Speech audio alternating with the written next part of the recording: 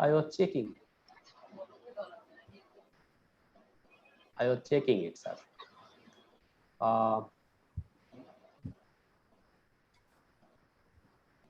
Anisur Rahman from Australia. Are you with us? Yes, I am. Yes, yes. So maximum people has come already, I think. So, do you want me to start? I think that we can start now. Yes. Yes, you can. Okay. Before I begin, I want to thank you, Mr. Mufizur Rahman. I would like to say something at the beginning. Please wait just a minute. Okay. Just few seconds. I am checking. That means all of our guests has already come or not. Just few minutes.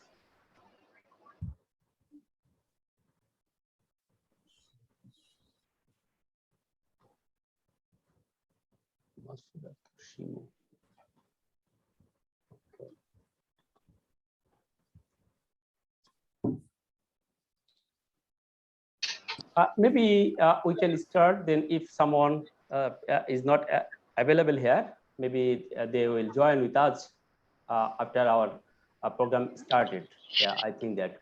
So I'm very happy that we have already arranged such kind of program.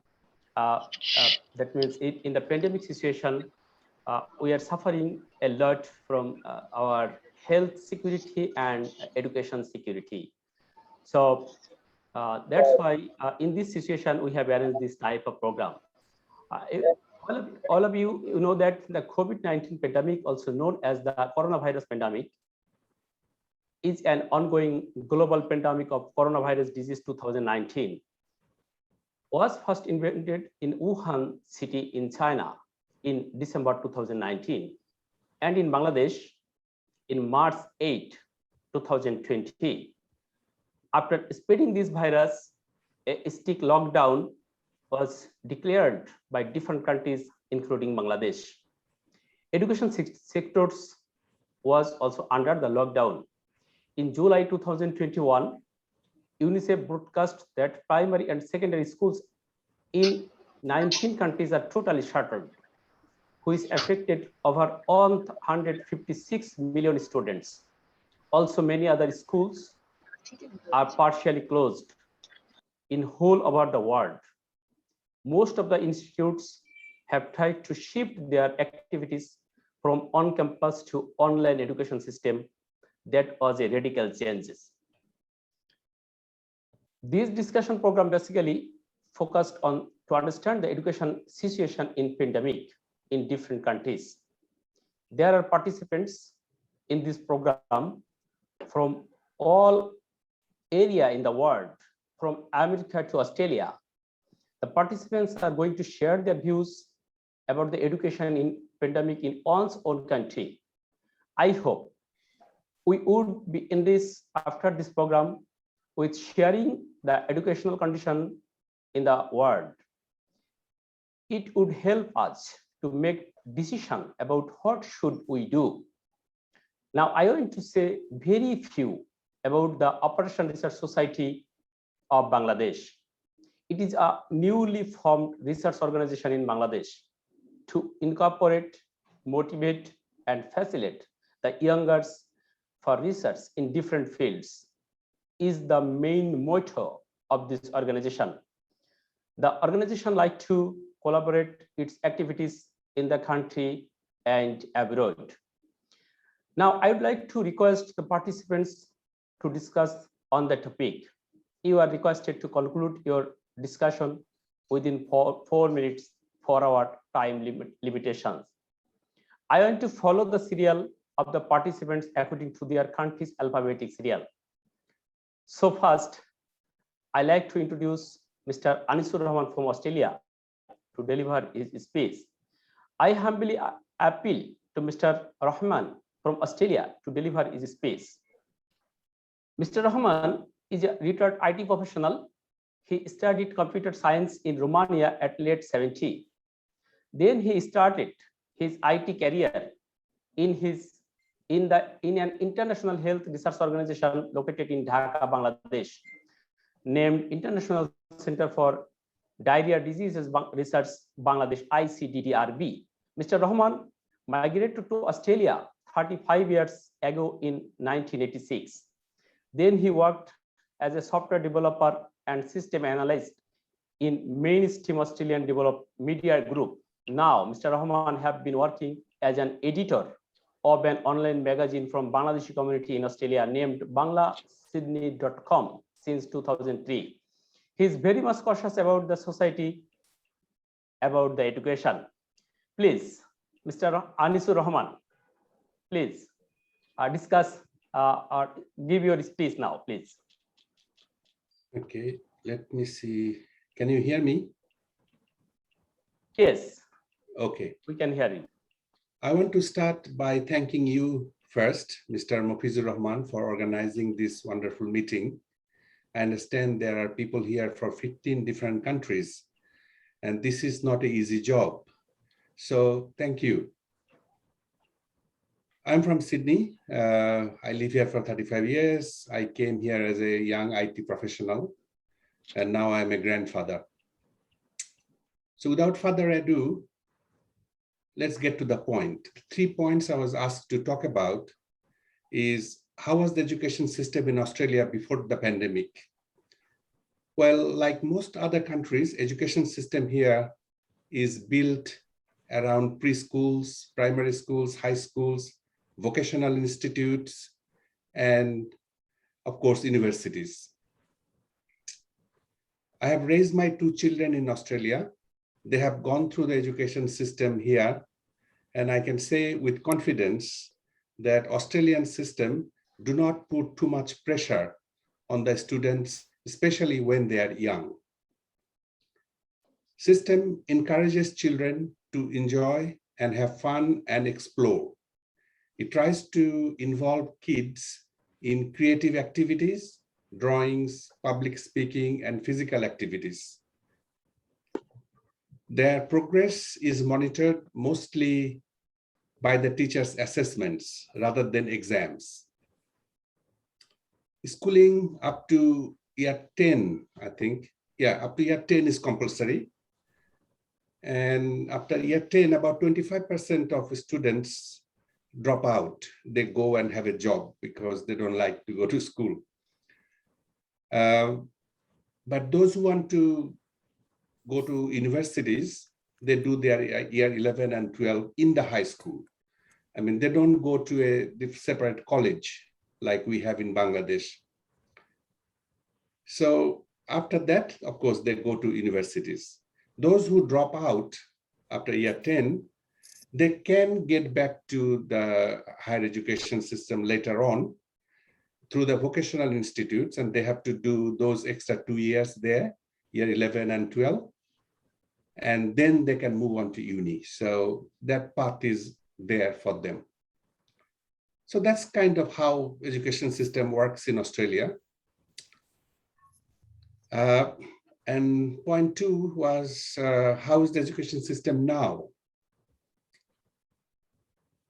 Australian schools and universities were always open. That's one thing. They didn't really close the schools. Since the pandemic started in 2020, schools are always open until recently when the Delta variant came to Australia. And it was really serious and it was affecting young kids as well. So they closed schools, but they're not really totally closed. Like schools are still open for the kids. I mean, if the parents work in essential, they do some essential work like they're doctors or nurses or in some other profession. And if there is no, and they have to go to work, of course, and if there's no one at home to look after the children, then the parents can take them to school and leave them there. But the government sort of advises people to stay home. That's the idea. And education is, of course, during this pandemic is based on around internet courses. primary school kids use some sort of an app. I think it's called Seesaw, like that, game they have or they play in the parks. So that Seesaw app, that's a very interactive environment. Teachers send audio visual lessons to the kids. They have to watch it. And after that, I think there are some questions that come up and they have to answer those, and they're assessed based on that. This system, the online lesson, is okay for primary school and high school children, but it is very difficult for the preschool kids because they are too young to use computers. So the parents, either the mother or the father, has to stay with them to help them do their lessons. And of course, they have easy tasks to do, but even then, they can't even click the mouse properly. They don't know where to click. So the parents have to help them. And for universities, the system is based on their websites. Every uni has their website. Students have their logins. So they log in and they can, follow the lectures. They're put online.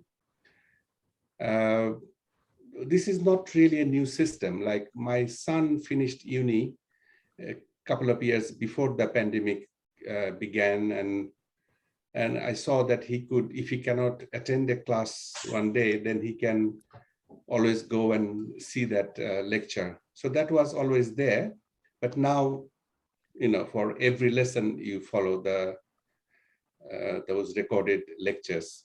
And some classes, I think, are that happen over the Zoom meeting, which I believe is very common these days, almost everywhere.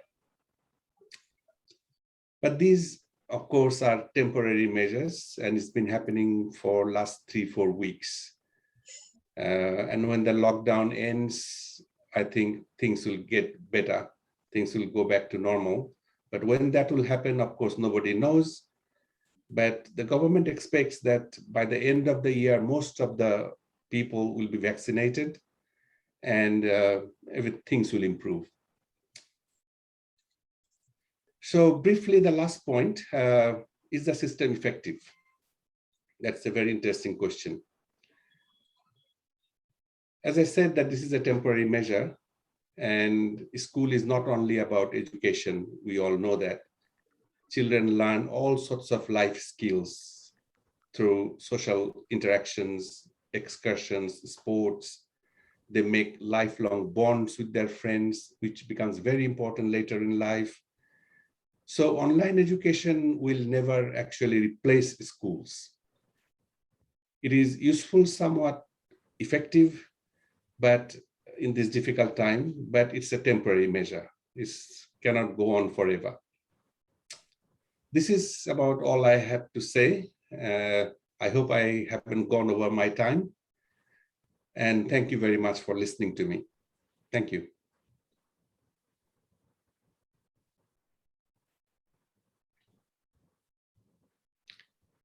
Your microphone is not on. Can you hear me now? Yes. Thank you, Mr. Anisur Rahman, for your good information about the education situation of Australia. Now, I would like to invite Professor Masume Rabbani Khan from Bangladesh. Mr. Khan, a veteran professor in accounting, worked for 33 years in various government colleges of Bangladesh, who graduated from the University of Dhaka. Throughout his career of profession, he was sincerely and seriously active in teachers' organization. He served as Secretary General for 4 years in 2 terms at Bangladesh Civil Service General Education Association and 2 years as Treasurer of the same organization. As an education leader, he had to observe country's education very keenly for a long time, which made him a man of education outlook of the country. He took part as a contributor of various policy decisions of the country over time. He has major publications of textbooks which are approved by National Curriculum and Textbook Board of Bangladesh, which are taught in 11-12 grade students. Moreover, the other publications are highly recommended for the students of tertiary levels. Although Mr. Khan is passing his retirement now, he works in many issues of teachers professional of the country. Please, sir, Professor Masumir Rabani Khan, sir, please deliver your speech. Thank you very much. Can you hear me? Yes, sir. Can you hear I me? can. Yes, sir.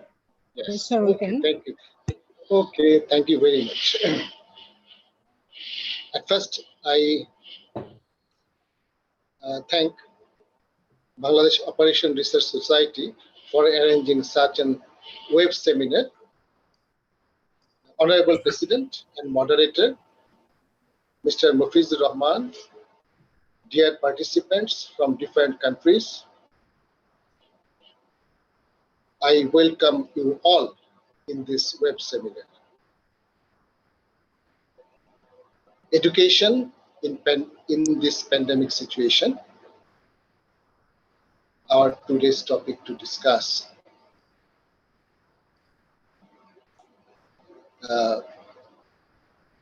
And there are three parts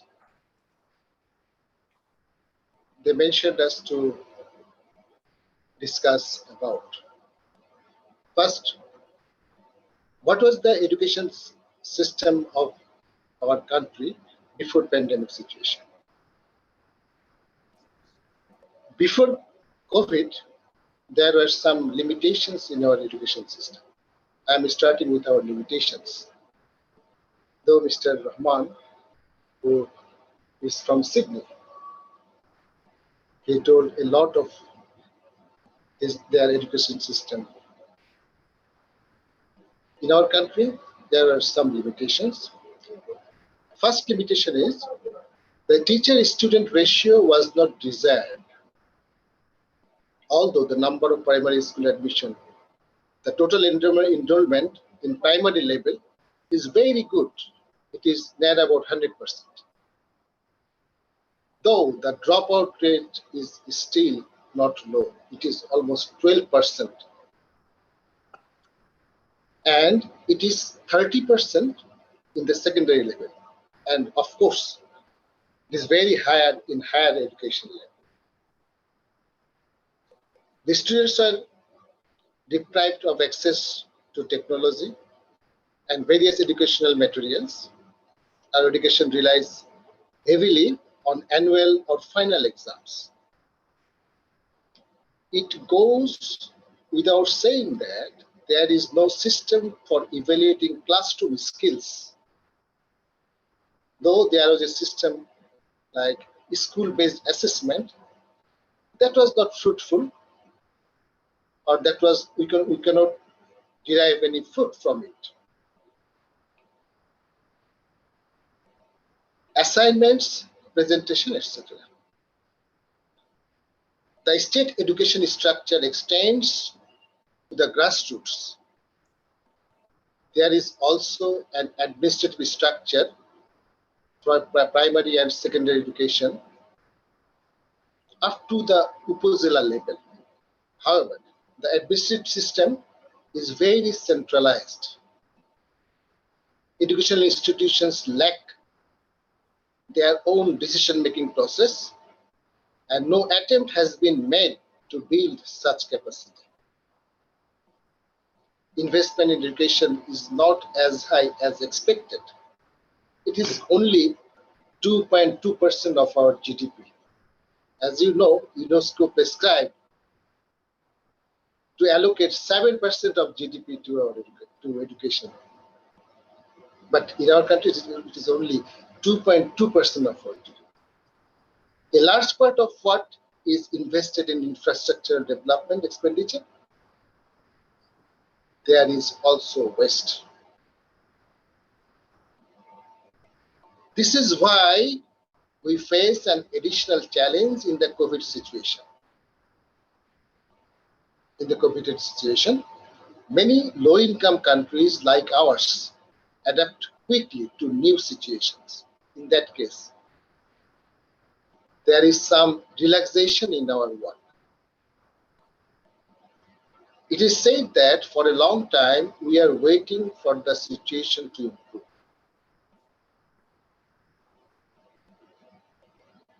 Without waiting for instructions from the authorities.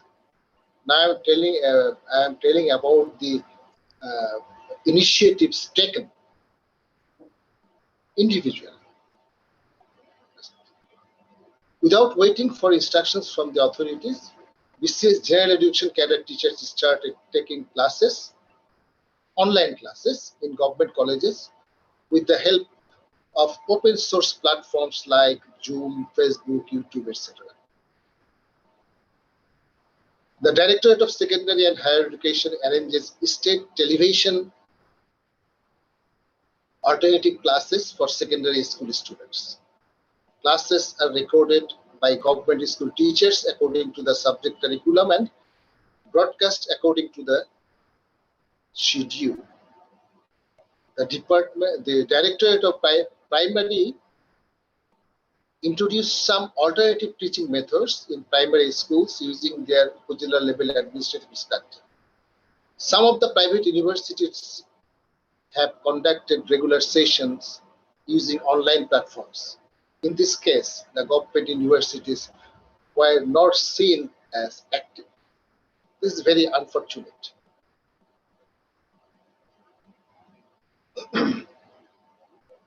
The alternatives that were taken were not enough.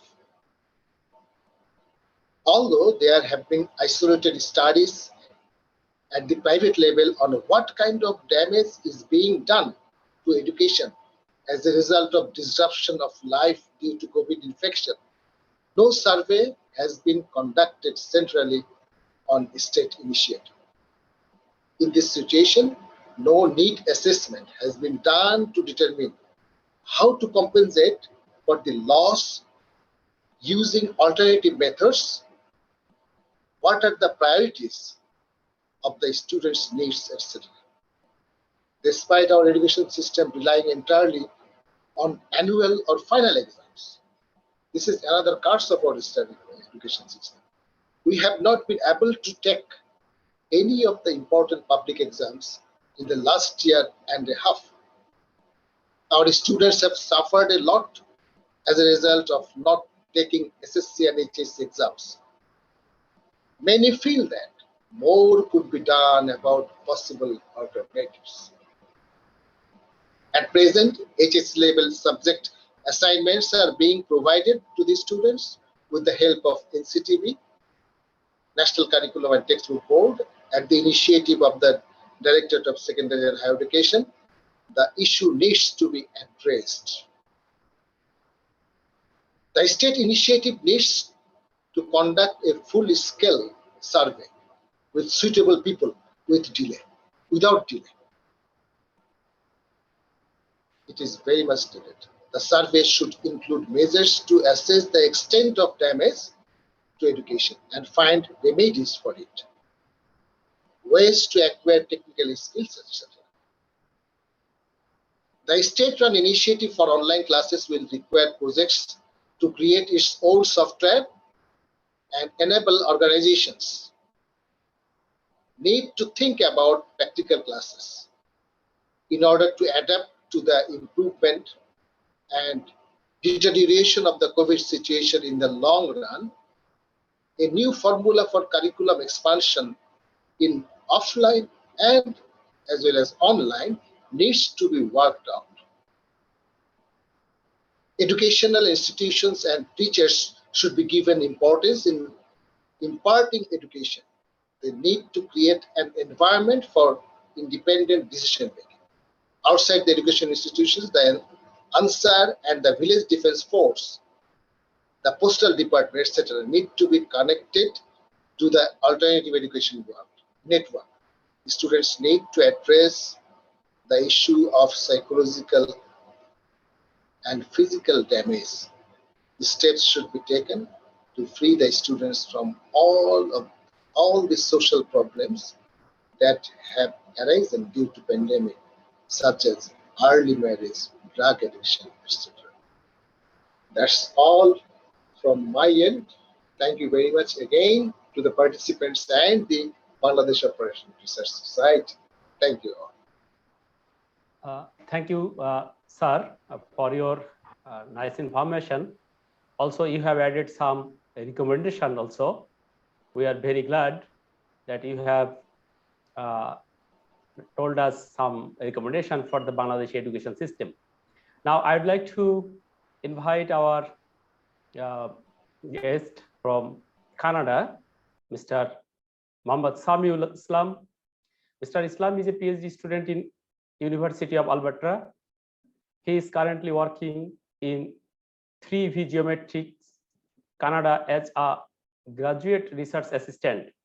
He completed his BSc course as an aeronautical engineering at Military Institute of Science and Technology. Mr. Samuel Islam was a research assistant of Wuhan National Laboratory in China. Mr. Islam also completed his master's in information and communication engineering at Huazhong University of Science and Technology at Wuhan in China. Please, Mr. Samuel Islam, please deliver your speech.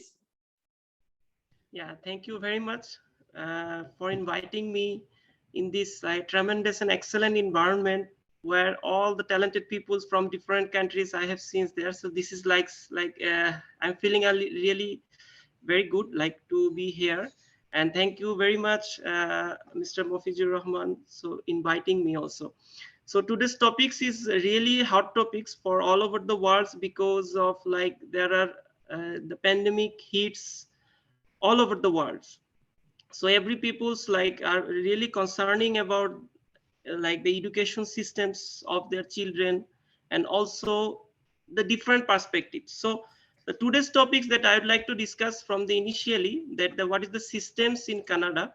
So the systems in Canada's education systems is the same as in our country. There is a like pre-elementary education systems which we call like kindergarten. So this is the first stage of education in Canada and are offered to children between the ages of 4 to 5 before they start elementary schools. So sometimes here we called it here like daycare. So this is the pre-elementary education. So the next one is the primary education systems, exactly the same. It is mandatory for children starting in grade 1, generally at the ages of 6 or 7, and goes until grade 6 at the ages of 11 to 12 years old. So the next one is the secondary educations, the same as our country. Secondary education in Canada has 2 levels. Basically, one is junior high school, the secondary, and the high school, secondary, junior high school. So, or intermediate, we can say the intermediate education follows immediately after the completion of elementary school. So it's a 2-year stage of education that includes grade 7 and grades 8. And then we have post-secondary educations, which is college and university, as I am currently studying in University of Alberta. So basically, this is the like degree stage. They have the vocational schools, as we call in Bangladesh, this is diploma, and they have different type of private schools which focuses on a specific area, not just focuses on just try to learning a specific type of study. And other types of schools, the religious schools, they also focus like specific points of view of different religions like Islam, Christianity, and Buddhist or different other Hinduisms. And this is their actually the education systems. So what happened actually when pandemic started, the Canada education systems is tried to change all the systems. They just directly go to the online system. They are taking online classes at the beginning of the pandemic because all the schools, colleges, and university are totally closed. So the most affected schooling systems here is the actual the primary and the pre-education systems. So because of like the online systems, the children are not really capable of doing the online classes, and there's the really big issue for them. and then parents must support them just to check and guide the online systems. But you know that the children loves to go to the school, play to the other people, other children, and they have their friends and they have their own community. But when it comes to the online, it's really difficult for them to focus on the onlining and then the video classroom systems. So far, Canadian government tried to cope up all of the things, and right now they're planning the third stage of the COVID-19 education plan. The next stage will be starting from the September. All of the online systems will be closed, and in-person delivery will be started from September. So they proposed a different category.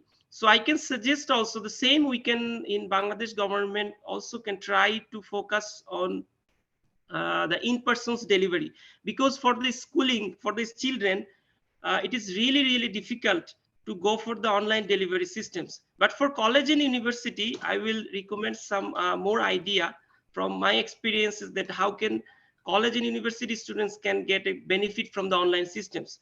So for the schooling system, they suggested the mandatory masks for all staffs, teachers, students in grades like from 4 to 12 outside of the classroom where physically distancing is not possible, and optional mask for like the below the grade 3. So they focus on also the reorganize the rooms and more physical spaces.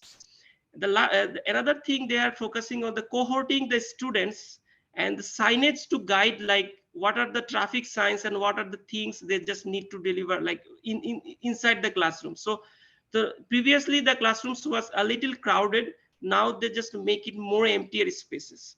Suppose like I can recommend that maybe if we have like 50 students, like one day we can go like 25 students, the next day is 25 students, so something like that. They can just release the little bit crowded, less crowded. So they avoided the large gatherings as totally like banned in Canada right now, but after September it will be started again. Sharing to be avoided and sanitization is mandatory here. So the Alberta government has already invested $10 million just to take the mask for the students is a free of cost. And Alberta government is also trying to invest the $262.84 million for federal funding.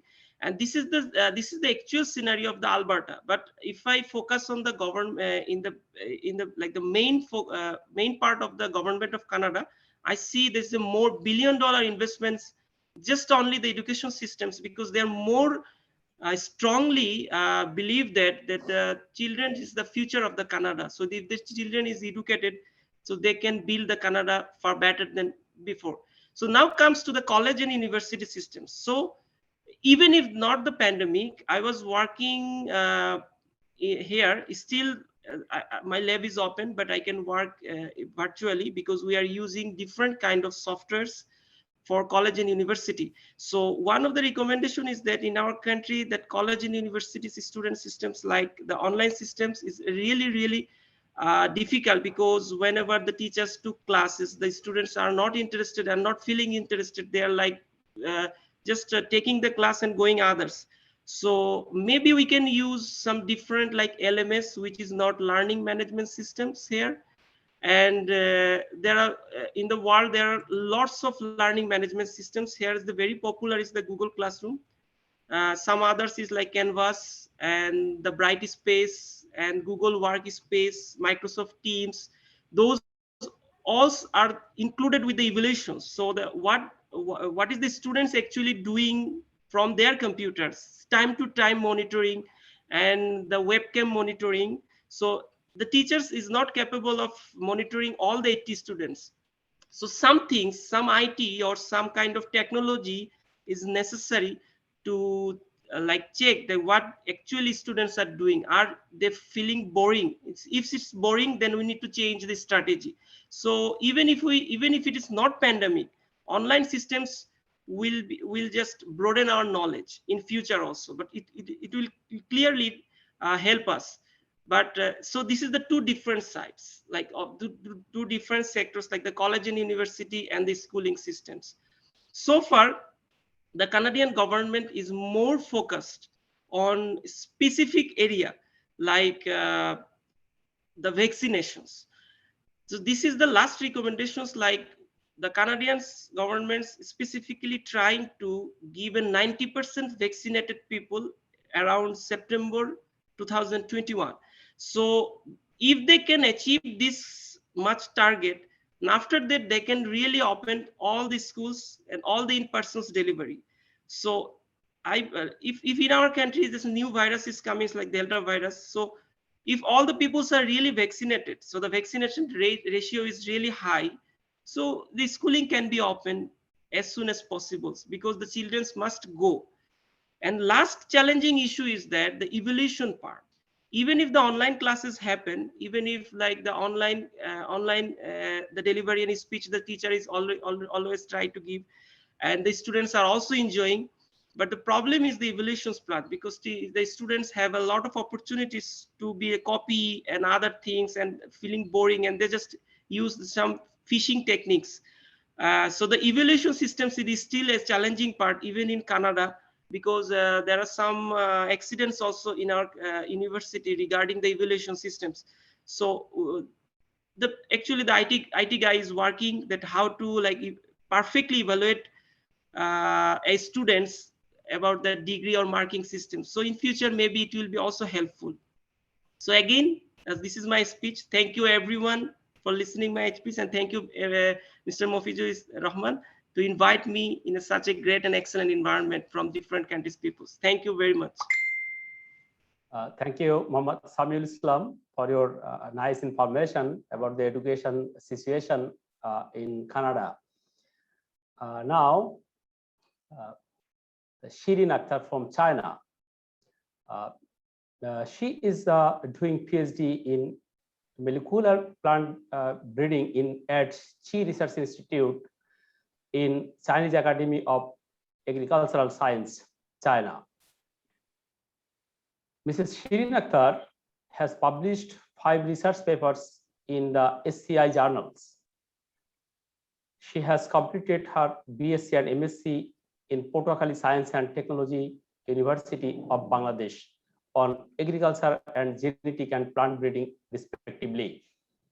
She is experienced with working as an assistant scientist of Bangladesh Agriculture Research Institute of Bangladesh.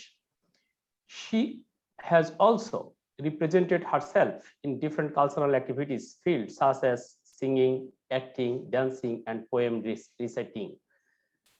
Mrs. Akhtar also loves to write articles in her spare times. Now, I like to invite her to deliver her speech about the education situation of China. Shirin Akhtar. Yeah, you hearing me? Yes. Thank you so much, and good evening, everyone. And I'm so glad to get a chance to share my information, such a nice platform. However, I'm Shirin Akhtar, already introduced me, and thank you so much, Mohammad Mofizur. And I want to say that the COVID-19 nowadays, the formidable diseases in worldwide, and it badly affects our daily lives, especially our freely movement and study system. So we all know that this COVID, the coronavirus, the COVID-19 is first invented in China, Wuhan city. So when we knows that the virus is coming, our daily life is completely stopped suddenly, and we don't know how to actually what is this. It was first invented, so we are so scared of this thing that time. So though nowadays the Chinese government handle it very well, we know that within 2 or 3 months, the China has recovered it, and the Chinese people are so well disciplined, so it's maintained easily. Now maybe most of the people are vaccinated, and the people are freely moved here and there, and also the study will start. But during the pandemic time, we know that this time is spring festival, and most of the students gone their home at that time. Basically, the China has more than 2,500 universities, and minimum 500 universities accepted every year the scholarship, or without a scholarship, the foreign student, especially the student who are in the Asian country. Most of the students are third world countries. They gone home that time, and after pandemic, maybe they extended only 15 days vacation time. We got that time 1 month. So after that, our online class already started that time. So what happened that time? I talked with the different university student. I heard that the student who are in the bachelor degree and the master degree that time, actually in China is, we know, the very technically high, and that time every subject the teacher open a group in the WeChat. We know WeChat is very popular in China, so we opened a WeChat group, and every group they share their information, their class system. So they use different type of apps. Suppose that the Google is not allowed in China, so we used the Tencent and Superstar and DingTalk and different type of apps. These apps has a lot of opportunities. There has no time limitation. So at a time you can use 1,000 minutes. So it's enough for a class. And they have also the playback system. If a student, suppose the remote area student, they're outside of the country, they didn't attend the class anyhow for the internet problem or other things, that time they have the playback system. If they miss the class, after the class, he go through the group and play the class again, and he watch it, or he or she watch it and discuss about it. And during the class time, the student also takes the teacher what's the problem and how to solve it. If the teacher missed the text, after the class finishing time, they open the mute option, and also like this way, they discuss what's the problem and how to solve it. So it's a little bit easy for this technology. And another thing is that I asked some of the students, they said their online exam basically the China has three parts. The first is the writing sector, and second is the assignment, third is the attendance. So before pandemic time, the writing sector, you have to attend the class and an exam, you have to sit the exam. That time they have 65 marks in a writing part, and the assignment part maybe 25%, and the attendance is 10%. But after pandemic time, during pandemic time, they just changed the system. They 35% in the writing sector, and assignment and attendance, they arrange more mark.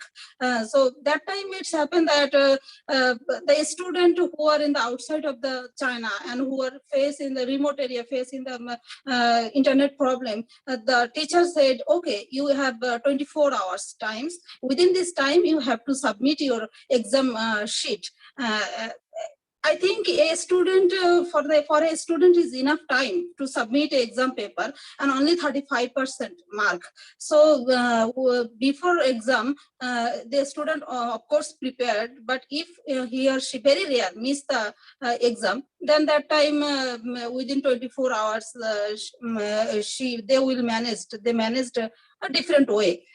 So it's not so much difficult for online exam in China for basically the university student. On the other hand, if we talk with the primary school or high school, I talk with the teacher. The teacher said they have a class, and every class has three parts. Suppose a teacher got a class 1 hour. Within 1 hour, first the student whose age is 3 to 5 years. 3 to 5 years is very little child student. So they have to learn different way. That means they have to encourage in the class different way.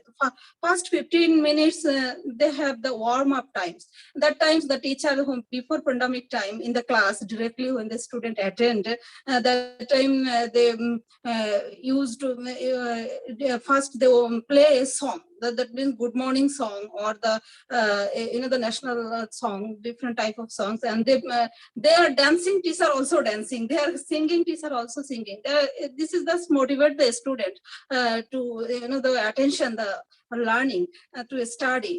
After half an hour, they just this time is the serious study time, and student are seriously actually learned after warming up. After then after half an hour, you have the 15 minutes. This 15 minutes is to summarize the class system, the how to, what type of things you learned, and today's how much you learned. So, but the pandemic time is a problem for the child student is that this is not happened. That time the Chinese teacher they use different ways. Suppose the learning game.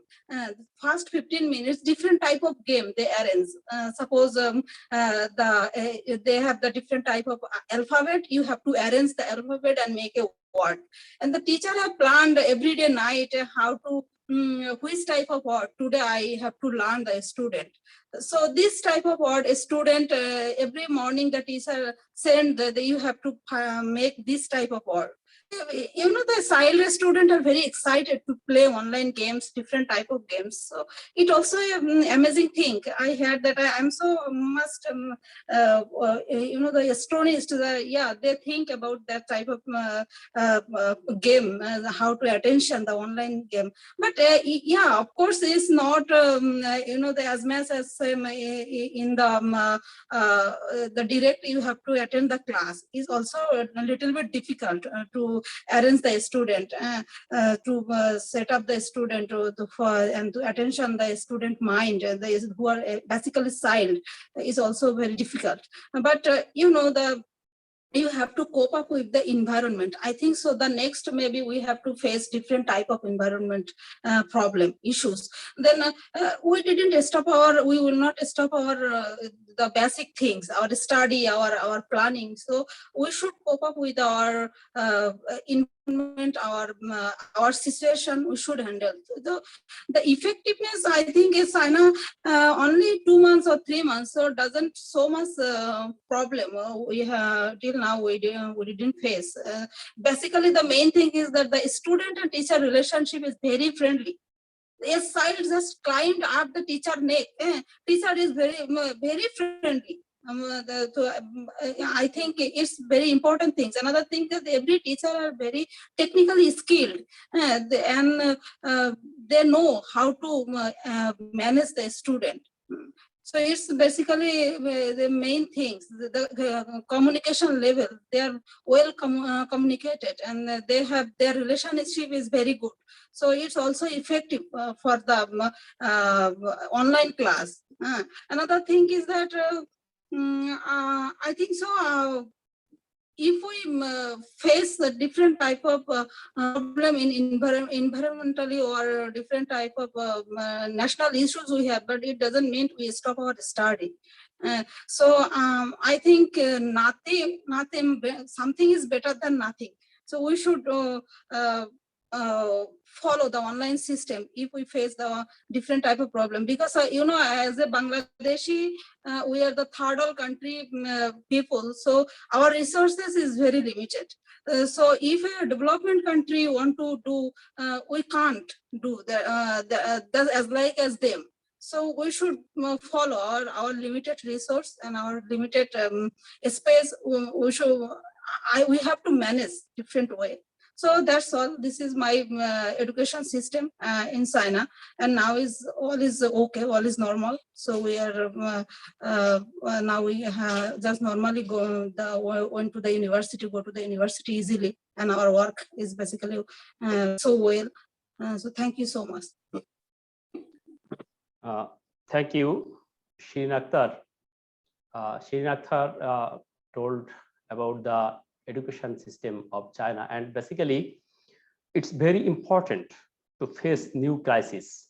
I know, since I am also a student, I am pursuing my PhD in Wuhan city. My university name is Huazhong University of Science and Technology. When the pandemic was spreading in Wuhan in December 2019, I was in Wuhan city in that time. So I know the capacity of China. China can face any type of crisis. That's very important. And we should learn from China how to handle the new crisis. I think so. Thank you, Shri Akhtar, for your informative speech. Now, I would like to invite Hao Wu from Finland. Mr. Wu is a student at the master's level. He's studying at the Aalto University of Finland. His major is electrical engineering and automation. He is experienced to get his classes from inside Finland and outside the country. He has finished his bachelor degree from Huazhong University of Science and Technology in China. Mr. Wu, can you hear me? Yes, could you hear me? Yes, yes. Okay, thank you. Please deliver your speech. Okay, first of all, I'd like to thank Mr. Rahman for inviting me here, and I'm very glad to have some discussion for the topic of the education system, education situation under the COVID. For me, I finished my bachelor's study in Wuhan, so I have been experiencing a COVID situation since its beginning, and I finished my bachelor's thesis all in my home. And for master study, I'm studying in a Finnish university, but I finished my first semester completely online and completely in my hometown. I came to Finland in the beginning of this year, so I have been in Finland for only half a year. For me, for my experience, I think the education under the COVID situation is mainly mainly online, or more specifically is mainly on Zoom. For my courses, I have experienced all my master courses online until now. Maybe for next semester, I will experience some courses. I will go through some courses offline. For online courses, I think it will have a significant influence, and it's somehow negative, because online, for me, I think online courses have make it much more difficult to concentrate on what I'm studying. Especially when I was in my home. For me, studying in my desk means I will just study behind my bed. So it will cause a negative influence on my study efficiency. Yeah, I think so. I hope that with the help of vaccine, we can end the COVID situation and recover from it. We can maybe I hope that we can get offline education as soon as possible, because online study will definitely cause some not negative influence on the study efficiency. Besides, what's more, I think that online study has definitely also had some positive influence. I think maybe for many courses, for many courses I have experienced, the teacher had never thought about online education. They just think they would teach something in classroom, but then they found that online course is okay. It's relatively okay for their teaching, and then the courses can be shared to more people. can be shared all over the world. It's a good thing. Yeah, it can. I think the COVID situation has make people know the power of online education. It can be shared to by more people, shared by people around the world. I think it's a progress. Yeah, it's a progress. We have realized what the online technology can make sense in education. Yeah. But all in all, for my opinion, I think it's a better choice to get offline education for degree student, and for some, I think for some part-time study, or that's for some part-time study, or some technology study for working, for some temporary study. I think for that non-degree study project, the online course can really make sense. Yeah, so because I know that today there are many people who are purchasing PhD degree, or who had become the PhD. I'm only a master student, so I can only give some opinions from my experience, and that's my experience and ideas. Thank you all. Thank you, U, for your space and your knowledge sharing about the education in pandemic. Now, on behalf of some speakers' request, I want to request you, all the speakers, please deliver your speech shortly, because we have some time limitation. Now, Anusha Radhakrishna from India. Anusha, are you here? Anusha Radhakrishna from India. I don't know Anusha is with us or not. Anusha? Anusha, can you hear me?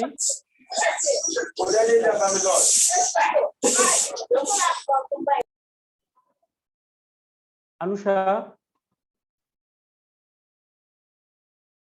Okay, I think that if Anusha is not, maybe she's not present, I think that if she will come after some times, and I will invite her after some times. But I know that there is a noted professor of India, A.K. Krishnamurthy sir, is with us. Now we will listen from him after some times.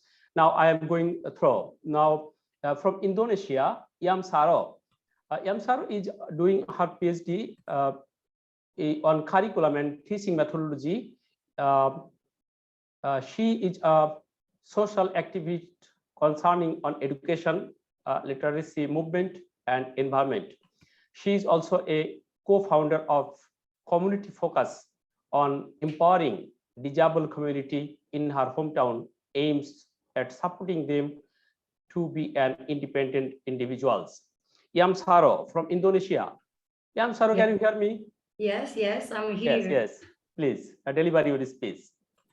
All right, thank you, Mr. Mufizur Rahman, and thanks for everyone here to have me here. I'm just like to join for this nice discussion with all great people from across countries.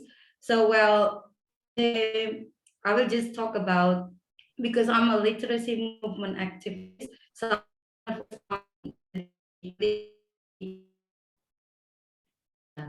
yeah, so in 2015, I'm gonna tell you the comparison, like before and after pandemic, what happens on the Indonesian education, especially on the literacy development.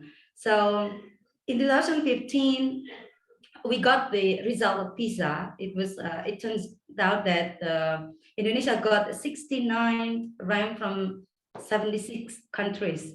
So we weren't we are not really satisfied with this kind of result. And since then, the government tried to, push like design a good curriculum to boost up the literacy activities in the school, starting from elementary, junior, and senior high school. Call it like a literacy movement, school literacy movement. And this kind of activity initiate the school, it's like push the school to run the literacy activity for the students, for the teachers, and also for the school staffs, using three concepts. From the first is habituation, and the second is development, and the third is learning. We were so struggling at that time from 2015 until 2019, before the pandemic attack. The progress can be seen that Indonesia has a good progress for the literacy movement.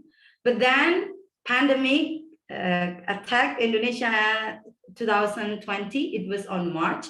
And then the school changed from the offline to the online school. And it turned out that we are not ready for that. I think like every country will experience the same thing. And I don't know, maybe because Indonesia is a developing country, so we are also struggling, like for the students who live in the remote area, or for the students who live in the area that they cannot get a good internet connection. So we are so struggling from that. In this case, literacy now becomes even very hard to be implemented in the school activities, because mostly teachers will focus on the online teaching using WhatsApp, is that textual discussion. So in WhatsApp, there will be no video, there will be no like communication, but it's only textual communication among students and the teacher. And then sometimes if the students like from town or from suburb, they will have like a video call conference, like using Zooms once in a week. But if the student who stay or who live in a capital city or in a big city, of course, they will have a Zoom meeting every day with their teachers.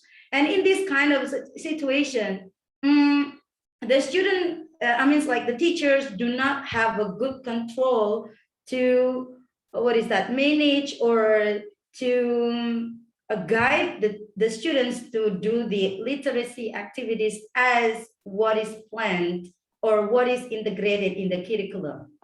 And another homework or another problem that is also come up during the online teaching, it's also that, wow, digital literacy is really needed. Why? Because most of the teachers who teach the students are from digital immigrant.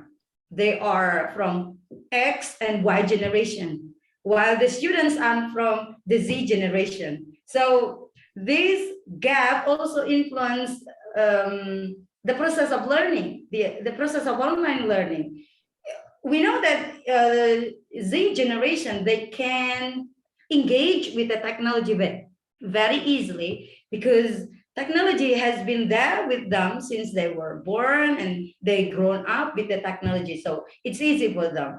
Like if there is also an issue called like this, it's like, we call it as a joke among teachers that, oh my God, my students is smarter than me in using technology. Why? Because most of the teachers are from the X and Y generation that, mostly they are digital native.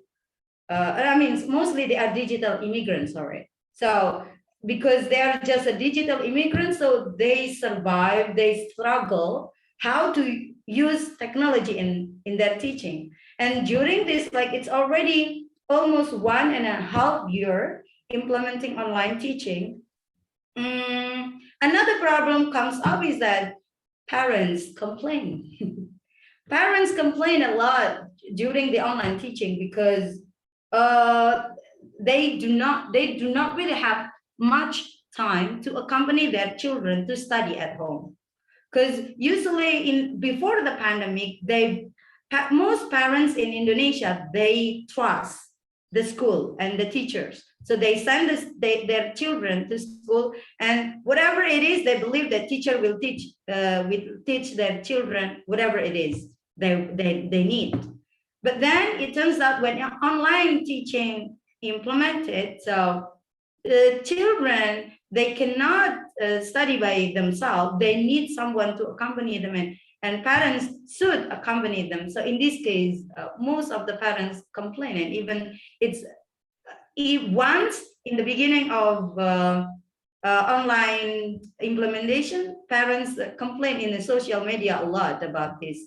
So yeah, what I can share again is that in this current technological era, it is very important to also educate not only students, but also parents about digital literacy, so that in the future, we can, boost the literacy confidence of our generation. It's not only for the children, but it's also for us, so that we can also improve, the literacy competence surround us.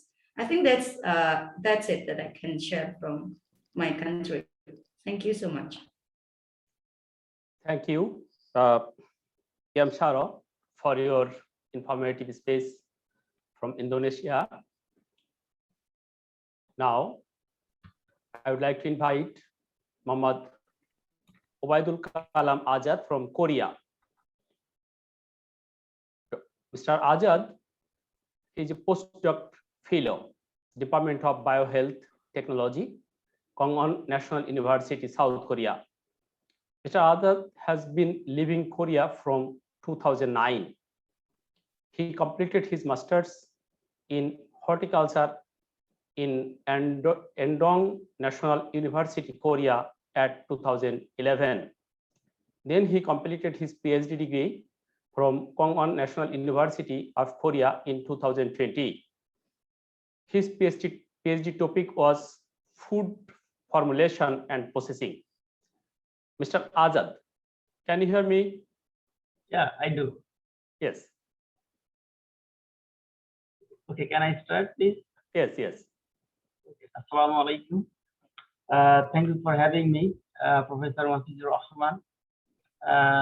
As I understand why he is hosting this online conference, because during this COVID-19 pandemic, developing country like Bangladesh, we are not capable to have university class as well as school class. So from my context, in Korean perspective, what I learned from 2009, I would like to share with you right now. So in university system in Korea, they already had this online and offline system. So when I did my master's and PhD, we had offline class, and we submitted our assignment and class reports and other things through online. Because every professor, they have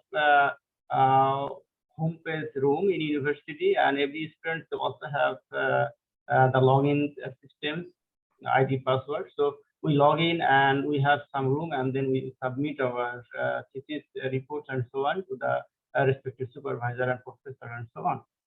So before pandemic, it was offline and online both in Korea.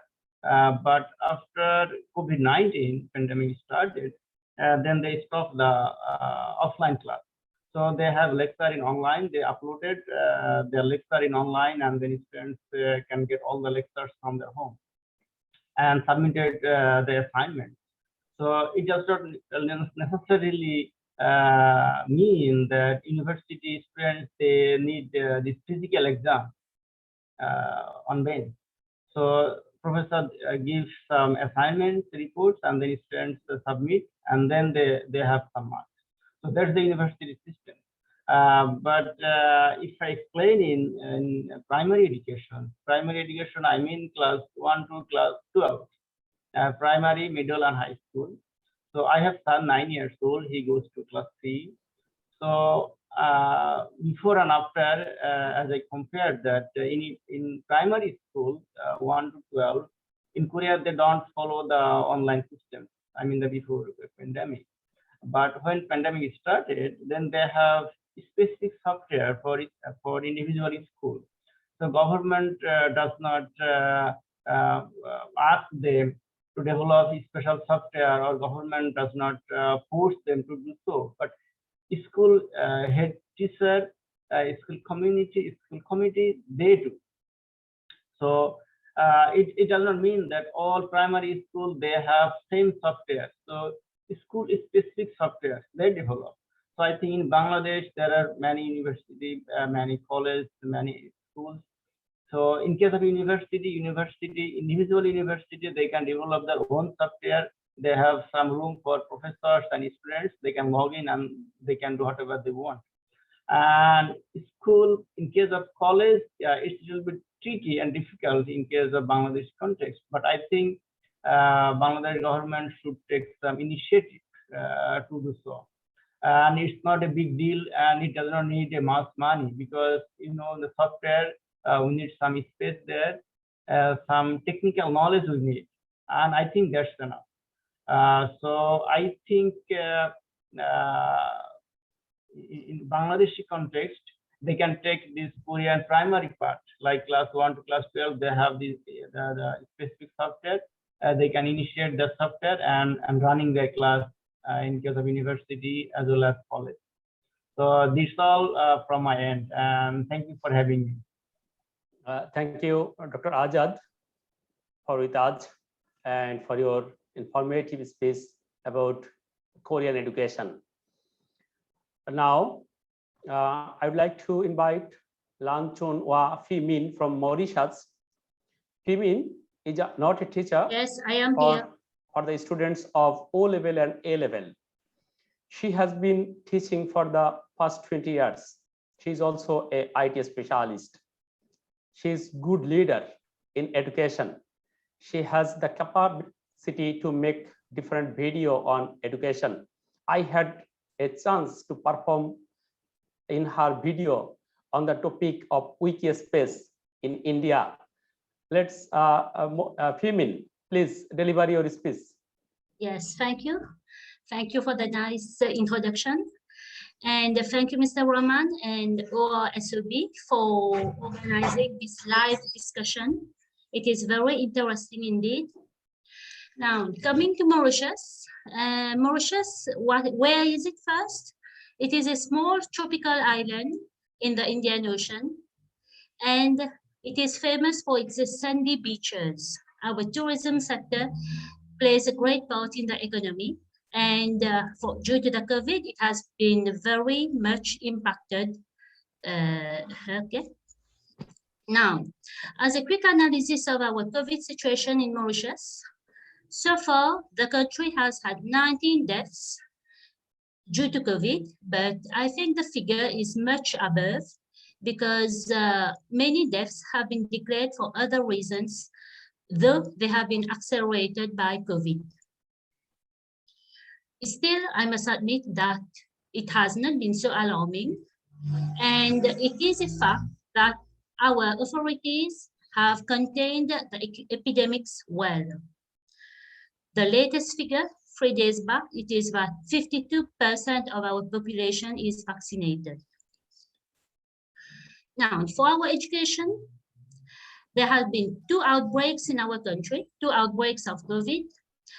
The first one, it has been on 10th March 2019. It is 2 days after in Bangladesh. I just remember the date. You mentioned 8th March. And for the first outbreak, our school have had to be closed for some 5 months. That academic year of 2019, it took 18 months to be completed instead of 12 months. And for that year, there have been automatic promotion for many lower forms, less important exams. But for those important exams like international and national exams, they have taken place amidst the COVID danger. This has necessitated much organization and precautions, but we teachers and the whole education sector, we did it amongst a lot of criticism and fear, but it has been done.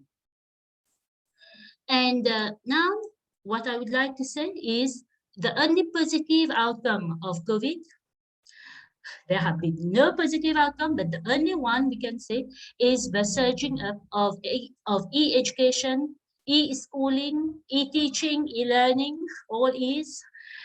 Our lower forms have had recourse to TV programs. Just like what I have here said, India has waged its mass during the spread of education through TV programs. We teachers, though we did not get much facility of IT resources, we have all collaborated in promoting online teaching the very next day when it has been proclaimed with our students. WhatsApp groups with teachers, school administration, students have all become the norms of the day. And luckily, the free WhatsApp have helped it all. In our country, the COVID has promoted online school and online teaching immensely. I do hope that this trend will continue. This trend of online, maybe we will have the LMS system, which our friend, the Canadian, Mr. Samuel, has mentioned. I do hope we will have online results from the system, online administration communication, online teaching. In fact, I am so happy to have learned to use it. Before the COVID, all these have come up, but we were all too busy to learn to use it, and the COVID have brought it all. Now, for the second outbreak, which has been for this year, we have started our schooling because it is not easy to have online teaching for a new academic year. So we have had face-to-face meeting, face-to-face teaching, but this time it is through a system of staggered classes. Every day, we have half the population, only a few forms, only a few classes come to school in turn.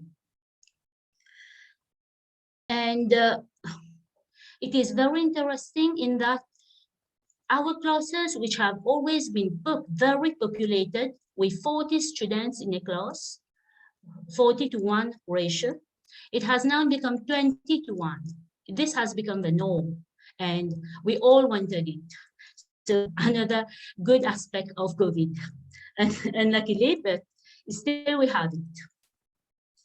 And it is very interesting to teach a small class of 20 students, believe me. And anyway, now that the school has run for some 2 months, we are ready to have back online classes, but still our education minister have not yet have had recourse to it. Well, this is the end. This is the end of my speech, and I hope it is interesting for you all. Thank you. Thank you. Yes. Hello, are you hearing me? Mr. Rahman? Mr. Rahman? I can hear you now. Yes, yes, I can hear you now. Okay, it's okay. Okay. It's okay. Okay. Yes. So now I want to mention something that I have tried to invite different areas peoples, and also I ensure that the speakers are from in different profession, such as school teachers, tertiary level teachers, journalists, IT specialists, businessmen, students in different level. So it's my pleasure that we have arranged different levels of people to get knowledge sharing about the pandemic education situation. Now, I would like to invite Dr. Afsan Huma from Pakistan. Dr. Huma is an assistant professor in education planning and policy studies at Allama Iqbal Open University of Pakistan. She is a research consultant and psychologist. Dr. Huma got her PhD degree from Michigan University of USA. She earned several other degrees from distinguishing noted institutes such as Practitioners Research Diploma from University of London of United Kingdom, E-commerce management program from San Jose State University, California of USA, educational leadership program from Pymore State University of USA, and so on. Dr. Huma is working in the field of education since 1998. She presented at 30 international conferences and published 20 publications.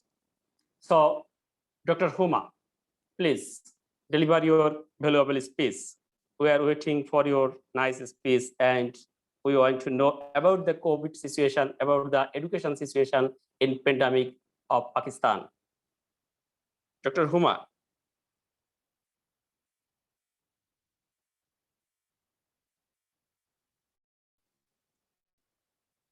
Huma, can you hear me? Am I audible? Am I audible? Can you hear me? Yes, we can hear you. First of all, I would like to thank the organizers of this event, and without wasting any time, I would like to share a few factual details, first of all, and then some other details about the situation of education during pandemic. As you know, Pakistan is a populous country, and we have 200 million plus population, out of which, according to the statistics from 2018, we had almost 25 million students enrolled in the schools in Pakistan, while 23 million almost were out of school already before pandemic. By the time these children reach the secondary schools, we have 55 to 60% dropout ratio. And by the time they complete their 12 years schooling, only 35% or so are retained. So this was the pre-pandemic situation. And why I'm telling this is that this tells you the challenge of retention and enrollment in schools already. And once, before I go into the details of during pandemic, I would like to also share that there are 5 different types of schools and in Pakistan. One is public sector schools, the government schools. And second is the foundation schools, which also include schools owned by armed forces as well. Then comes the elite private schools, and fourth one is non-elite private schools, which are also called street schools. And last but not the least are the NGOs and trust schools and religious schools. So all these types of schools were closed during the pandemic in the year 2020. And other than elite private schools and some of the foundation schools, no other schools had the infrastructure or the academic support for online education or distance education. Public schools, which were holding almost 52% of the school population, had no support at all for online education.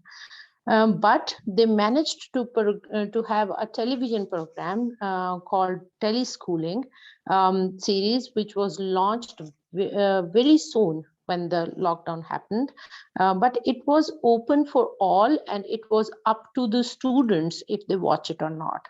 So this was a huge step, but it wasn't a very successful model. Then students in the rural areas and in the smaller cities, even if they were studying in the private schools, which had online schooling systems launched then, all of them did not have a very strong internet access. Access and equity is yet as huge as it was before pandemic.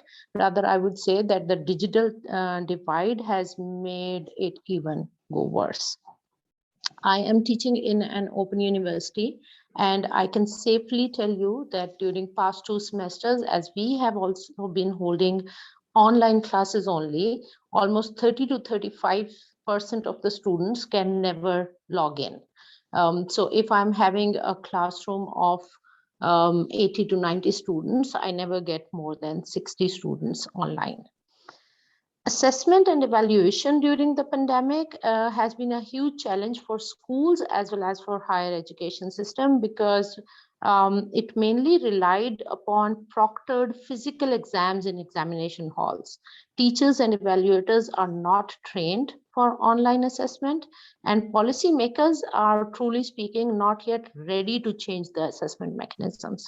I believe that if we had adopted multiple evaluation modes and models, it could have been much easier and better situation. Having said all of that, learning losses and dropout after 2 lockdowns, one of 6 months last year and one of 4 to 5 months this year, these calculations are yet to be made, but I do not see a very brighter picture because I think that dropout and learning losses will be huge after the pandemic is over. That's all from my side. Thank you. Thank you, Huma, for your valuable speech. Now, only 2 minutes break, but it's break not for tea, it's break for photo session. I would like to invite all of our guests and all of the participants just to on your video mode. Just we want to take some snap, that means screenshot. Don't hide your photo. We want to see you all in one frame. There are some peoples who are responsible to take photo. Mr. Raju and other peoples, please take some photo snaps when all of us are in photo mode. Maybe Femin and Samuel, if you here, please open your photo mode environment.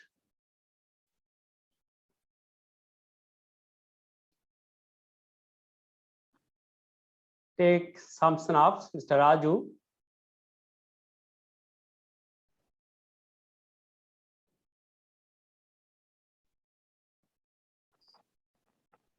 Maybe it has done.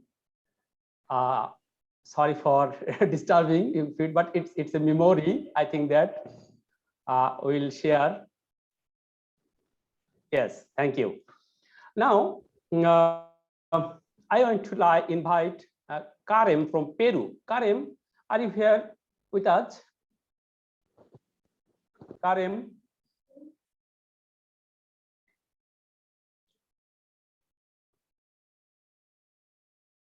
Karim. Maybe she has lost. Okay, I should go forward. If Karim is available, then I will invite her later. Now, Mr. Hussein Alom from Poland. Mr. Alom is a PhD research fellow of University of Okola in Poland. He holds a MSc in International Business from Canterbury Research University in UK, and a BA honors from the University of Sunderland in UK. Mr. Alom was nominated for the European Consortium for Political Research Rising Star Award in 2020 and was chair of the 2016 International Student Conference panel. He received twice Best PhD Students Record Scholarship. He was a panelist for the Entrepreneurship Competence for Schools, Work and Life on European Vocational Skills Week 2020 hosted by one Borough College. He published 4 scientific articles and presented research paper more than 15 international conferences. Mr. Alom also worked as a lecturer at the International University of Logistics and Transport in Wrocław in Poland. He is a scientific columnist and formal scientific moderator of an online newspaper. Mr. Alom is a good speaker on education. I invite Mr. Alom to deliver your speech. Thank you very much. You make my job quite easier. So thank you for Operational Research Society, and thank you, moderator, and thank you, chairman of the program. I hear so many speakers, they talk about the different country and different issue for the education system during the pandemic. I'm not go through all the education system in Poland because you need to this board discussion about it. But what I'm going to do, what the situation was, the education system in Poland, and how Polish government or the university recover this situation during the coronavirus. So let's go through. First, when I started the new job in the university as a lecturer, so after the one class, it started the pandemic. It was the fully lockdown, 14 days. We didn't go to the outside without any reason. But during this time, all the university, primary school, vocational school, high school, everything was closed down. But how the government and how the university and how the school and college co-communication with the student and with the university or the college. All the study program, the government should announce that they goes to the online. And after this, all the education system, they look through the online, even they are no off. And most of the education system after this pandemic, what was the happen? This most important classes, example, the technical university and medical university, they come to 50% online and 50% is like the training session. They come to join there. And after this is still is continue. But how the Polish government do the exam and continue their education system? When was this primary education system, this final examination, the government opened the school for the few days and they took the interview. But very interesting issue is here now, the Poland government doing the vaccination is very quickly. At the moment in Poland, is the age 10. The 10 years old, every children, they're getting the vaccination. And even we are the young, when we was the before, how they did the vaccination, it was the senior, they get the priority, then the doctor and university teacher. And now all the education system going to the online. But hope is still in the Poland government, they announced, and the university. And 3 months ago, all the primary education system and nursery school, all the school is open because this is the most affected part in the Poland during this coronavirus. Because most of the speakers, they mention here is most of the students, they don't want to stay home and they have the job issue because their parents doing the job. So how they can keep the children at home is quite financial affecting. That's why the Poland government, they open this primary school and the high school. And at the moment, everything is open. And hope from the October, we are going to like the formal education system, that one campus education system from October, because here is going to be the 100% vaccination. So it will be no problem. So while the education crisis was in here, it was so difficulties this during the pandemic. When was this started? Because some of the students, they want to join online class, some of is not. But while the situation we come up and the Polish government, all the university, we done it this very well. So this is all this from my side. It was this, it always have the difficulties, but they have the solution. The easy solution the Poland government give this, because all the university, they have the one kind of software we call the WOSUS. Every university where the student study, they have this system. They put their all the system in there, they can find out.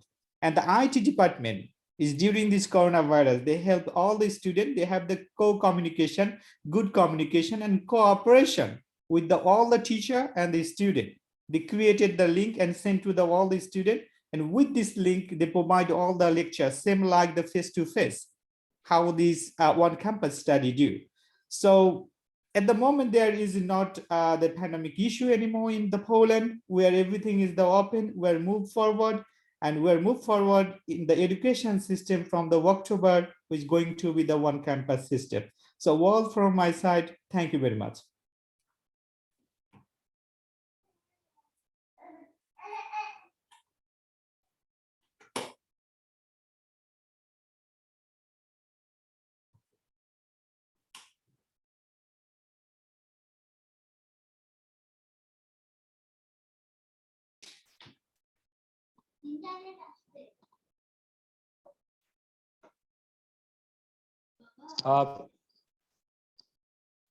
Can you hear me?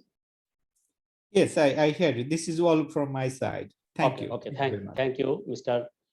Hussein Alam, for your valuable information. Now, I'd like to invite A.K. Rakib from Portugal. Mr. Rakib is a successful businessman in Portugal. So he has been living Portugal for 30 years, but he already spread his business in several countries of Europe. He has a fame for social welfare. He is also a lawyer. Mr. Rakib from Portugal.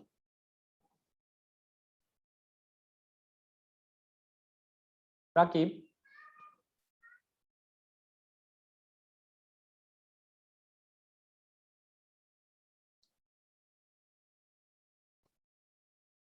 A.K. Rakib from Portugal.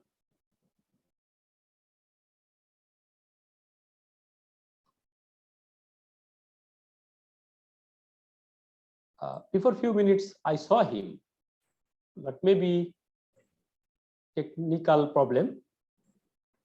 I will give him chance later.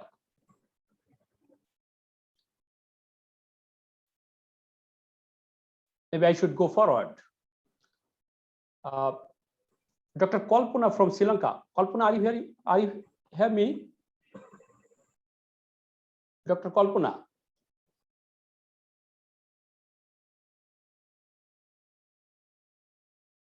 Dr. Kalpana from Sri Lanka.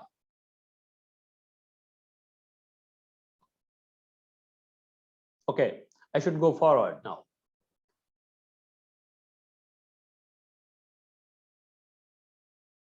Now, Higo from Tanzania. Higo.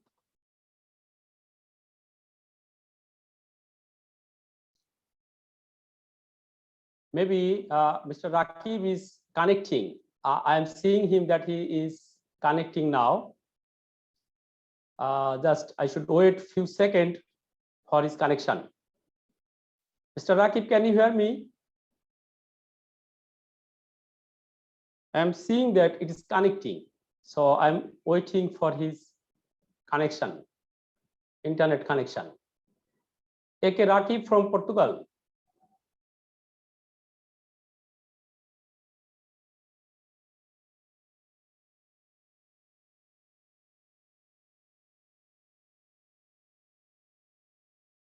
Okay, I will call him later. Mr. Ali Ahmed Mojumdar from United States of America. Ali Ahmed. Ali Ahmed.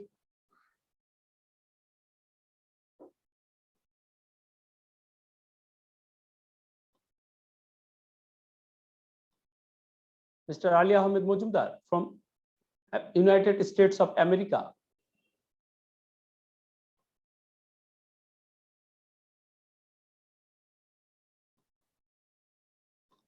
Maybe we lost him for internet connection. Now, I would like to invite Professor A.K. Krishnamurthy sir. Basically, he is very much a famous professor of India. I saw him that he is with us, but I don't know he's now with us or not. Maybe. Yes, I am here. Thank you, sir. Sir, I would be happy if you tell something about Indian education system and the education in this crisis, and it is effective or not. Please tell me something in short. We have some time limitation. Sure. We should close our Yes, I program know. short. Thank you, sir. I'll do it. Something. Very quick. Okay, sir. Thank you for this invitation. I should thank also Professor Economic Islam for this nice invitation. Okay, so online teaching is not an alternative to offline. That every one of us know. Every one of us know very well. But in this pandemic situation, there is a little difficulty in other handling the situation. I just looked at the various situations in different parts of India and then found that many places it is the connectivity that is a huge problem.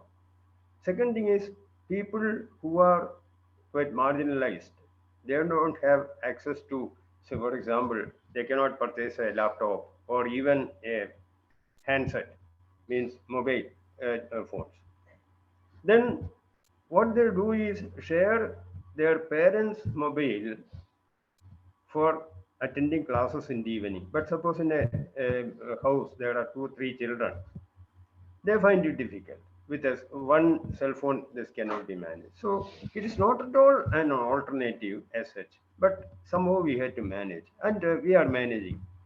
Teachers were happy initially with the online, but slowly it turned out to be that students were not attending. They just keep it on and then attend some other business. So this way, it is not actually an effective way of teaching. Mathematics, well, you always use a board, whether it is whiteboard or blackboard, whatever, to write everything. This probably can be done very well in using this current availability of resources in online teaching. But students will not be that attentive. That's an unfortunate thing.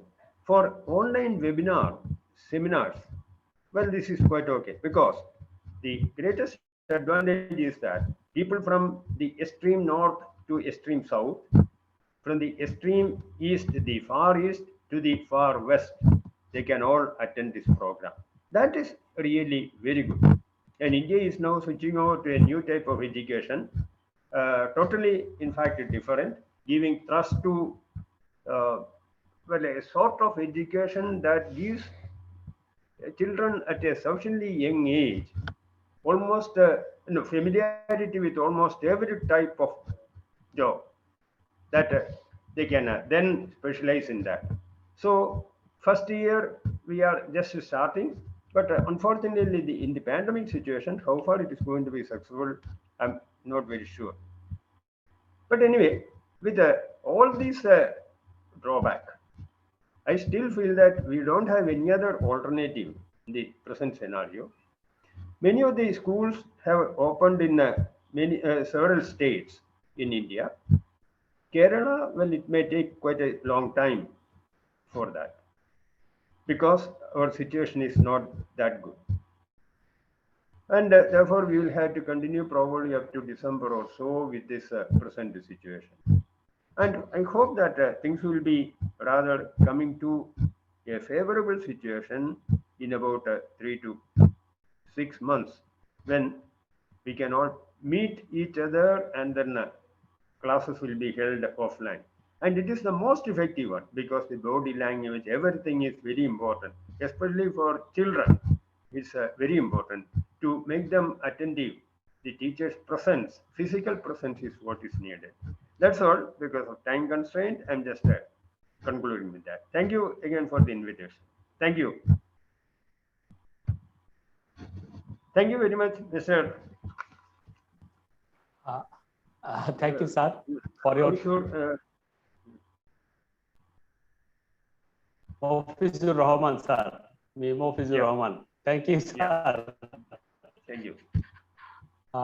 We are very happy because you are my grand teacher. That means Professor Dr. Ikram was my supervisor, and you were the supervisor of Professor Ikram.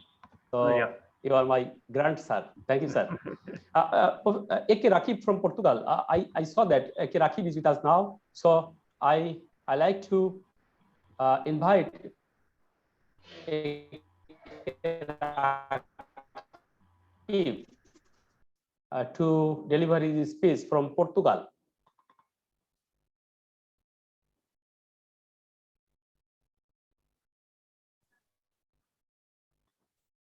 Rakib.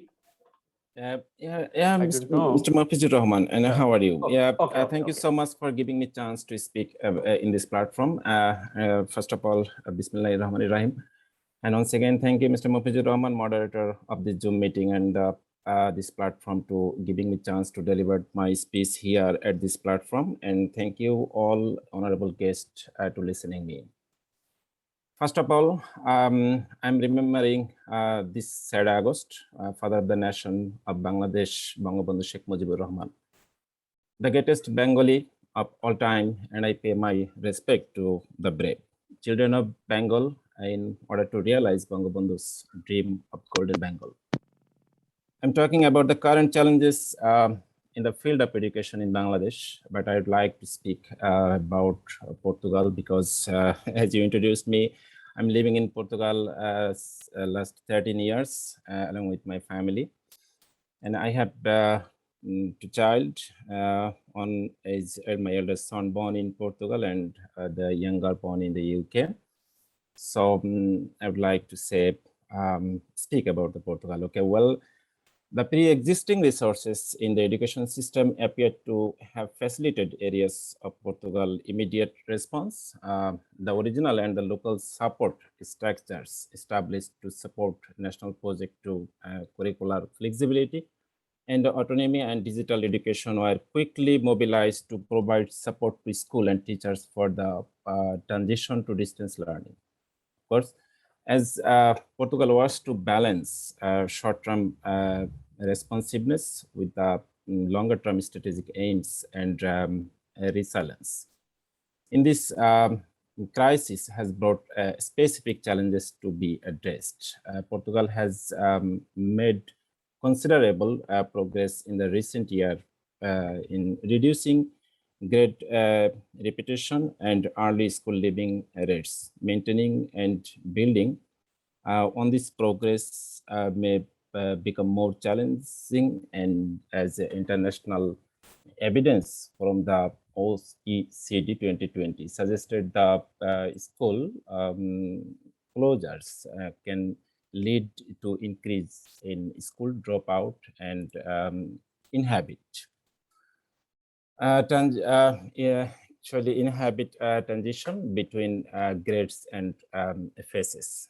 Strong target support for at-risk students both during closure and once school have reopened is therefore critical. Adapting structures already in place, such as the national program to promote education success and the education territories of the priority. Mr. Mofizur Rahman, are you hearing me properly, please? Mr. Mofizur Rahman, I'd like to know that, are you hearing me properly? Yes, we're very good. Yes. Thank you so much for everyone here. Intervention program to respond to the alternate context may provided as a useful starting point. So now I would like to speak about the Bangladesh education system. Bangladesh has made remarkable progress over the years in education sector, I believe. The areas of success are universal access, gender parity in classroom, and so on. However, we still have far way to go if we compare our education system with the up-to-date world, of course. According to UNICEF, the most major setback for children in primary school is quality of education, which leads to low learning outcomes and eventually dropouts. Underqualified teachers, inadequate infrastructure, poor nutrition and food security all affect our learning system. Many schools are overcrowded, as we know, and over 80% run double shift. Teachers' supervision, monitoring, and accountability lack strength.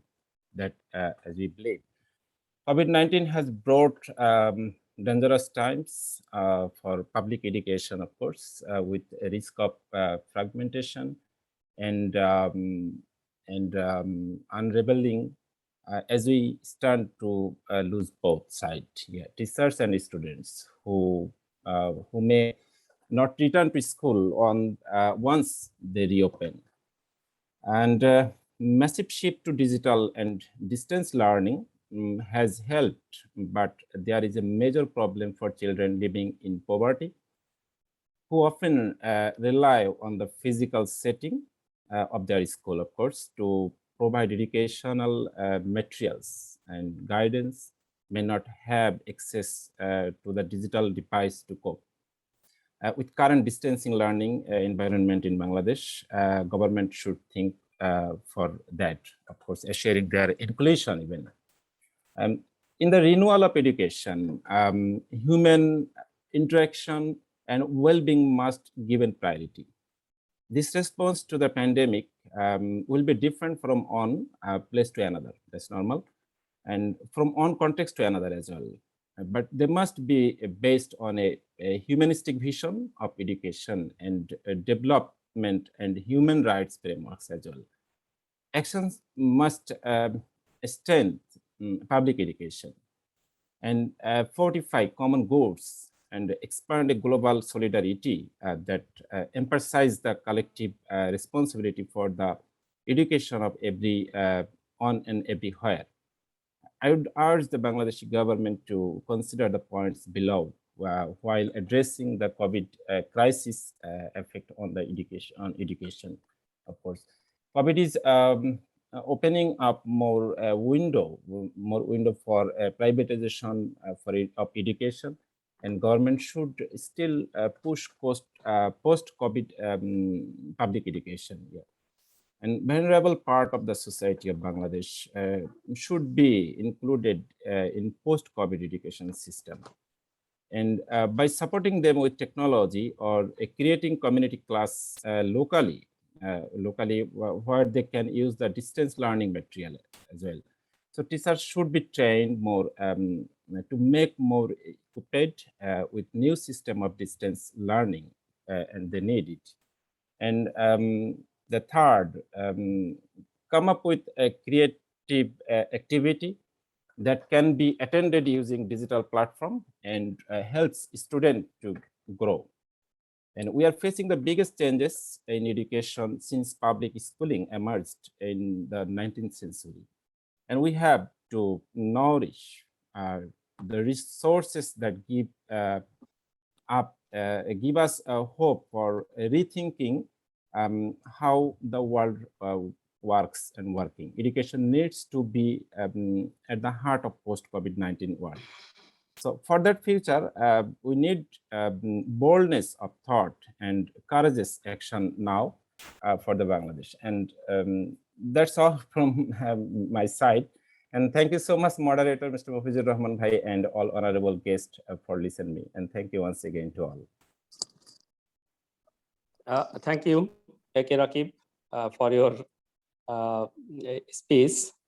Now, we have already come to the end of this program.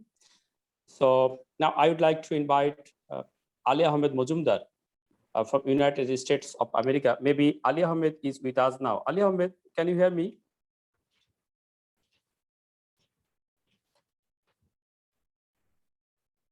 Mr. Ali Ahmed Mojumdar.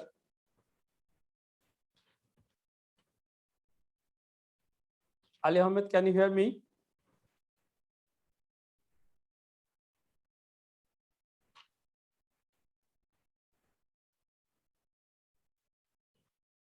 Maybe he has again lost us. So I would like to, because it has already almost 2 hours. So I would like to conclude. And now I would like to invite Professor Dr. Muhammad Ikramul Islam to vote of thanks on behalf of Operation Research Society of Bangladesh. Dr. Muhammad Ikramul Islam has completed his PhD in Operation Research from Cochin University of Science and Technology, India in 2005. His main research fields are procurement, deterministic and stochastics inventory models, and supply chain management. He has published more than 60 research articles in the different reputed national and international journals and conferences. He has also published 13 books on different issues, including mathematics. He is now serving as the treasurer and professor of Northern University of Bangladesh. Professor Dr. Ikram sir. Sir, please. Thank you very much, Mofizur Rahman sir, for giving me the platform. I'm giving heartfelt thanks to all distinguished speakers and audience of today's program on education in pandemic. I'm giving special thanks to my teachers and PhD supervisor, Professor Krishnamurthy, and also my respected teacher, Professor Ganesh Chandra Rai of Chittagong University, Bangladesh. Really, we are passing a very tough time in this pandemic situation. Everybody is very much aware of that. And this pandemic, it is a global pandemic. So every country basically concerned on the coronavirus problem. And especially in this pandemic situation, all the educational institutions actually got locked down like the other facilities, airport, countries, entering to the countries, etc. And therefore, we thought that this discussion will be very fruitful, that what we have to do, because we are gathered here, more than 18 participants from the 18 countries to get the ideas, actually how they are tackling the problems, what types of problems they are facing. So that's why we hope that this discussion will really give us a way to come out from the problems, from the challenges in the education sector. I'm summing up some ideas provided by the speakers. At the very beginning, Mr. Anisur Rahman from Australia, his remarks is actually Australia is not giving huge pressure to the children. Institutions are open until Delta variant patients is found in Australia. Online-based education is going on during pandemic. Assignment-based evaluation is going on. And he thought that this is basically temporary measurement. Effective class will be after pandemic situation, and it will be the offline education. Professor Masumi Rabbani Khan from Bangladesh, he pointed a few features that teachers-students ratio is not desired. Lack of logistic support like the device and internet, etc. Evaluation is made based on the assignment quiz, etc. Institutions have a lack of power to take their own decision-making process. So government should analyze to damage that happened during the pandemic situation. This is his suggestions regarding that. Muhammad Samiul Islam from the University of Alberta, Canada, he pointed out that education is same as Bangladesh. Education system is same as Bangladeshi system. From the beginning, Canadian system gone to the online, and it is very difficult to the school children So Canada government is willing to go for the offline campus from the online campus as early as possible. Shirin Akhtar from China, she pointed out that China gone for the online classes through the WeChat platform. As China is a very high-tech country, they have playback system for the students. Online evaluation basically made by the 3 ways: writing, assignment, and attendance. So well communication. Chinese teachers and students are capable to make a well communication between them. From the Finland, Huao, he himself experienced in the online class. Okay, he pointed out that during the online class, students should be much more huge concentration than the offline campus. Efficiency is offline is more than the online system. Young Saro from Indonesia. Teacher just doesn't have enough good control in the class. It is the one of the shortcomings for the online education. Parents are making some complaints regarding the online education system. Muhammad Ubaidul Karim Azad from Korea, he had some online experience. After COVID, gone for online education in Korea. Evaluation is basically based on the assignment. Special software prepared by the school authority, not the government. The school authority is preparing different kinds of software to teach the school children. Marilyn Freeman Lam Chunwa from Mauritius, she's telling that automatic promotion for the school children shifted to the e-learning, e-schooling, education systems. Teachers are not getting sufficient facilities for online education. Afsan Homa from Pakistan, she told that lack of facility of online class, but have a television program. But she mentioned that it is not a good system. And another problem mentioned by the Afsan Homa, the dropout rate will be enhanced after pandemic, and 30 to 35% students are not able to log in the system. So this is another problem for the online system. Hossein Alam from Poland mentioned that gone online education system. Poland is gone to the online education system. Technical institution gone 50% online and 50% from offline campus. So they are making some combination as they need a certain practical laboratories works or practicals, etc. And Professor A. Krishnamurthy from Cochin University of Science and Technology is telling that online is not alternative to offline education systems, and this is not effective at all. So connectivity is a great problem for online education system. So these basically we are getting the ideas from the different speakers from the different countries, but something are very much common. Common is that almost every country gone through the online education systems, and there is a problem which is from Bangladesh. Masume Rabbani Khan mentioned actually that we have a lack of logistic supports and etc. like other countries. So gradually we are trying to overcome this, and government should also take care of this. So at last, I'm giving a special thanks to all of you, because you people sacrifice 2 hours for our program, and I'm giving a special thanks to the fellows of Operation Research Society of Bangladesh. It is a newly formed organization, and our main objective is to promote the research and interaction between the Operation Research concept and some other educational issues. So hope you people will help us. You people will be always with us. So a special thanks deserved to Dr. Ataullah, because Ataullah and Jillu Rahman, these 2 fellows basically made a huge contribution to realize this program. So from my heart, I'm giving a special thanks to all of you. Thank you all also, sir. Thank you, sir. Welcome, sir. Thank you, Professor Dr. Ikramul Islam, sir, Thank you for your vote of thanks. Now, I think that we have reached at the end of the session. Now, we want to leave, and I would like to thank all the peoples who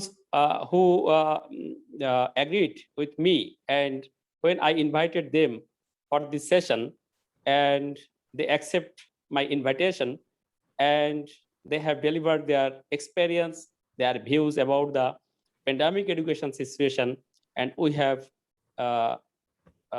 learned a lot from different peoples in different professions and in different areas in the world. Thank you again. And I would like to tell the last topic that if we again call you for another purpose, particularly we want to increase our education, because education is the backbone of every countries of the nation of the world. So we would like to invite you again for another purpose. Thank you all. Thank you everyone. This is the formal session closing. Now, if you want to gossip with informally, you can do it, but a formal session has closed now. Thank you. No, off the record. Off the record. Thank you. Recording is being, so stop the recording. Stop the recording, Mr. Jillur Rahman.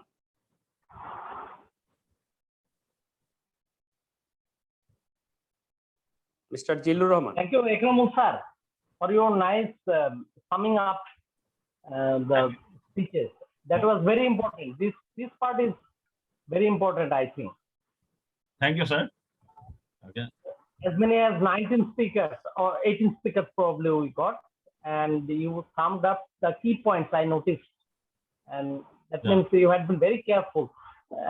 And it will help us a lot, not only for press releases, but it will remain as a document or our findings through the process.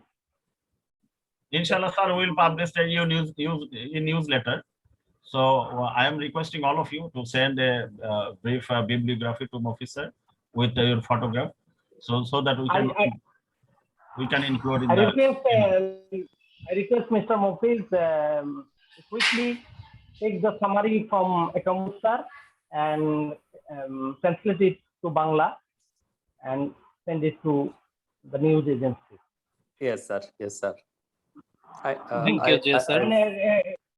It will help us a lot, because they can't publish a long report. This will coming up of the main gist of the speeches is necessary. Of course, we will focus Bangladesh point of view. What areas were. So I with this I want to say goodbye to you for today, but I will be very happy if you call me anytime, anywhere. I am available. Of course, I will join. Inshallah, sir, the relationship will be there, and we'll call you because we need you people. We need expertise. Okay, so actually we are the new kids. So